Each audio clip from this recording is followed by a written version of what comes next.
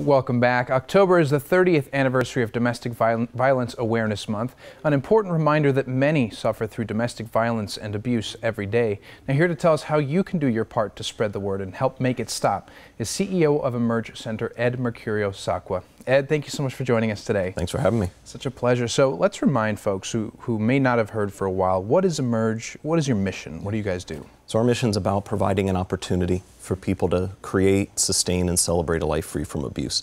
And so really what we're here to do is make sure that anybody that's suffering from domestic violence, anybody who's worried about somebody who's suffering, or even those that are using the abusive behaviors themselves, that all of the above can get the support that they need so that we can create safety and reduce the incidence of domestic violence in our community. It's an avenue to speak up, take action.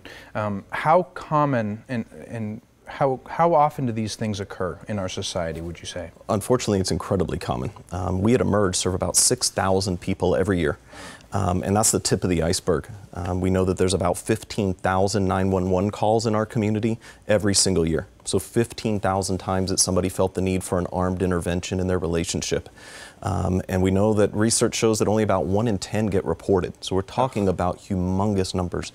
Here in our community, it's about 1 in 4 women nationally that will suffer from abuse at some point in their lives. Sobering numbers, definitely. And this month in particular is special when it comes to this. Tell us why. Well, it's nationally recognized as Domestic Violence Awareness Month. As you mentioned, it's 30 years that we've been celebrating this as a way to acknowledge the needs in our communities around the country and to make sure that people are aware of the services that are available. But of course, you know, while it's nice to have a month to highlight it and put a spotlight on it, the reality is that this is happening every day, every month, all year long. And in many places, almost everywhere you go. Absolutely. It does not discriminate.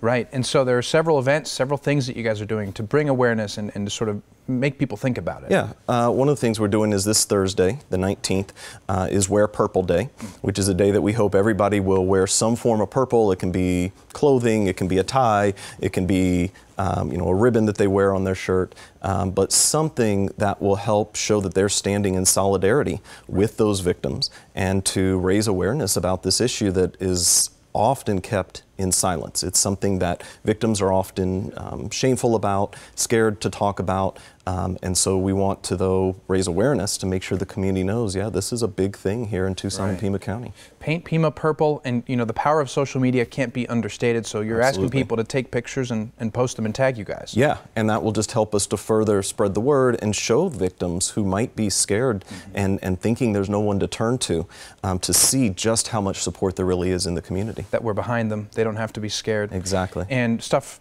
the truck. Stuff the truck. So coming up on Friday the 27th, we hope people will come out to the Rincon Congregational Church on Craycroft and help us fill a truck with starting over supplies, things that will help people in our emergency shelter and those that are going into independent housing to have what they need to survive once they've fled a domestic violence situation. Basic necessities. And what kinds of items are we talking about? Yeah, we need diapers of all sizes, new clothing, linens, towels, pillows, but also gift cards that we can use to grocery stores, Target and Walmart type stores, anything that helps us be responsive to all of the needs, the basic needs that people have when they leave a domestic violence situation, often with a garbage bag full of belongings. They're literally starting over, and we want to help them do that. Well, and like you said, the need doesn't start and end in this month. I mean, it's year-round, and if people want to get involved, if they want to give back, they can do that year-round with you guys. Absolutely. They can do that by volunteering with us, by investing in the services that we have to offer. Again, 6,000 people a year. It takes a lot of money to do that, and we can only do it with the community support. And so folks can go to emergecenter.org and check out how to invest, how to volunteer, and how to get involved and make sure that they're helping to answer the call to end domestic violence. Well, certainly there's something I think that we can all do to give back to that and to show them that we are standing behind them, and you guys are at the forefront of that. Thank you for everything you're doing, and thank you for joining us today. Thanks for spotlighting it. Of course, our pleasure. Now, as a recap, this Thursday is Wear Purple Day, and you are encouraged to wear purple and share with Emerge on social media. Then on October 27th from 7 a.m. to 6 p.m. is Stuff the Truck for Survivors happening at Rincon Congregational Church, and you can learn more by calling 795-8001 or visit emergecenter.org.